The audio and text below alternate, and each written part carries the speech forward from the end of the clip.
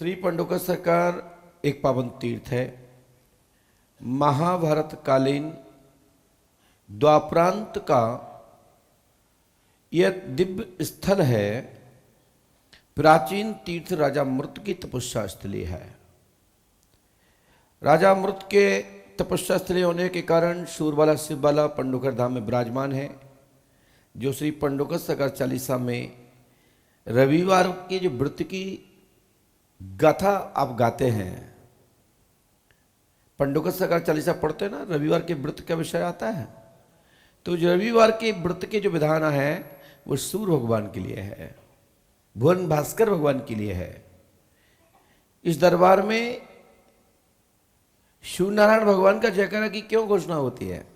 क्योंकि इस सृष्टि के प्रथम देवता सूर्य नारायण भगवान है, जिनके कारण आप सभी लोग प्रकाश का लाभ उठाते हैं।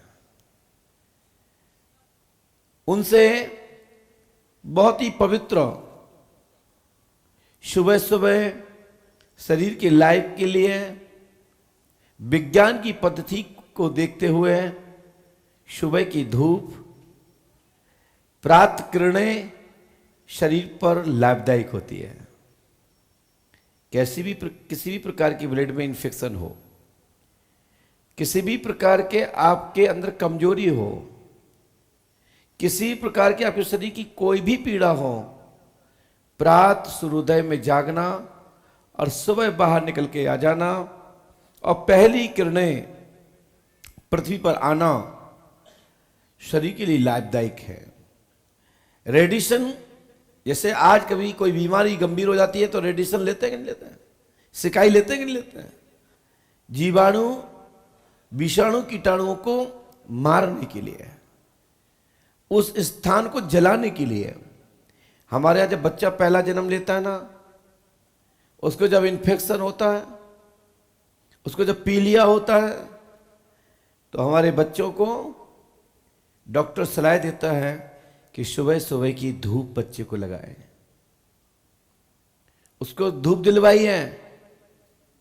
तो पंडोकर धाम में सूर्य नारायण भगवान का जयकार इसलिए बोला जाता है कि पंडोकर धाम में राजा मरुत के द्वारा पंडोकर धाम में सूर्य भगवान शिव बाला की स्थापना की गई। सूर्य भगवान की पहली किरण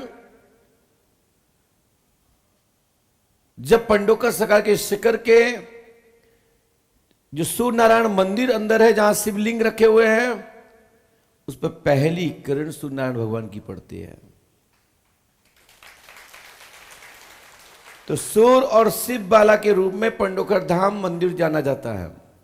इसी मंदिर के निमित्त द्वापरांत काल में जब पांडवों लोगों को अज्ञातवास प्राप्त हुआ,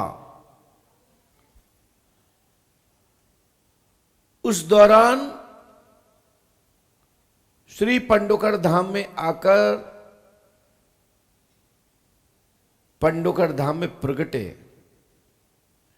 यहां आकर के कुछ समय बिताया। जो शिखर आप स्क्रीन पर देख रहे हैं, यहीं पर नीम का वृक्ष है, जहां आप लोग हाथ में रक्षा सूत्र बांधते हो और जो आप चढ़ाते हो, इसी नीम से प्रार्थना करने से आपके मनोरथ पूर्ण होते हैं। ऐसी किंवदंती है, जनश्रुति है कि पांडवों ने यह साधना के दौरान 5 दिन अस्त्र और शस्त्र इसी नीम के वृक्ष पर रखे थे।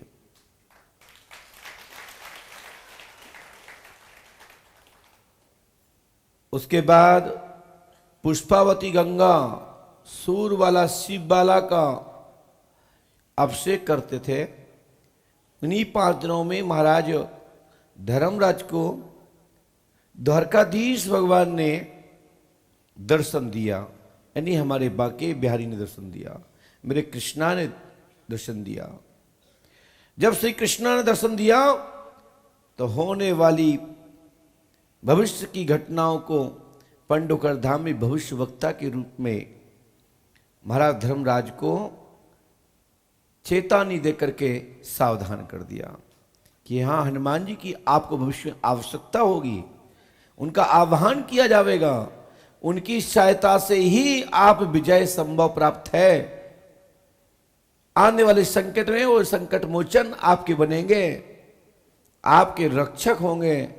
तब हनुमान जी महाराज की धर्मराज ने स्थापना की। इसलिए जो हनुमान बाबा का दर्शन करते हैं, यह पांडवों के द्वारा यानी महाराज धर्मराज के द्वारा स्थापित और पूजित है। जो सूर वाला शिव वाला है, ये राजा मरुत की तपस्या स्थली है, यानी तपोस्थली में तप करने ही जाया जाता है। ये प्राचीन समय से ये महत्व है। जहां तपस्या होती रही हो, पवित्र स्थल हो, वही लोग घूमने फिरने जाते हैं। आज भी जाते हैं कि नहीं जाते हैं? कहां जाते हो? जहां पहले से ही पूर्व से ही सिद्ध और प्रसिद्ध हो, उसको देखने समझने और जप तप अनुष्ठान करने जाते हैं। तो पहले से ही पवित्र स्थल था, पूर्व से ही पवित्र स्थल था, लेकिन पांडवों के द्वारा स्थापित हनुमान जी महाराज हो गए तो शंकर शम केशरी नंदन, क्योंकि शम शंकर ही तो हनुमान है। उन्हीं के अंश रूप में यहां हनुमान बाबा के नाम से प्रसिद्ध हुए। और कली काल में पूरे दुनिया में श्री हनुमान जी पंडोकर सरकार की अलग जगह है। ये ग्राम पंडोकर है, तहसील भांडेर में आने वाला ये ग्राम पंडोकर है। और भांडेर तहसील जिला दतिया के अंतर्गत आती है, और जिला दतिया मध्य प्रदेश के अंदर आने वाला है। माता पीताम्बरा पीठ से माता भगवती धूमावती माई के मंदिर से पंडोकर धाम की दूरी 55 किलोमीटर दूरी पर पंडोकर सरकार स्थित है। जो दतिया आते हैं, माई का दर्शन करते हैं, वह अवश्य ही हनुमान जी पंडोकर सरकार का दर्शन करते हैं, क्योंकि माई का दर्शन के बाद हनुमान लला का दर्शन बहुत ही आवश्यक होता है। और हनुमान लला का दर्शन करने जो आते हैं, वो माई का अवश्य दर्शन करते हैं, क्योंकि हनुमान जी माई के आगे झंडा लेके चलते हैं, मां भगवती दुर्गा के सामने लगती। और दतिया जिले में यह दिव्य स्थल है, जहां दैहिक दैविक भौतिक समस्या का समाधान मात्र दर्शन करने मात्र से प्राप्त होता है। पुष्पावती पहुंच तट पर स्नान कर, जप तप अनुष्ठान कर अपने जीवन में लाभ की, प्रसन्नता की शक्ति प्रदान होती है और आप पवित्र हो जाते हैं। आपका शरीर निरोग हो जाता है, आपका पाप मुक्त हो जाते हैं, क्योंकि गंगा आपका मैल के साथ साथ आपके किए गए पापों से लदा हुआ जो शरीर है उसको निरोग कर देता है, स्वतंत्र कर देता है, आपको बिल्कुल उससे मुक्त कर देते हैं। ऐसी गंगा पुष्पावती पंडोकर धाम में विराजमान है।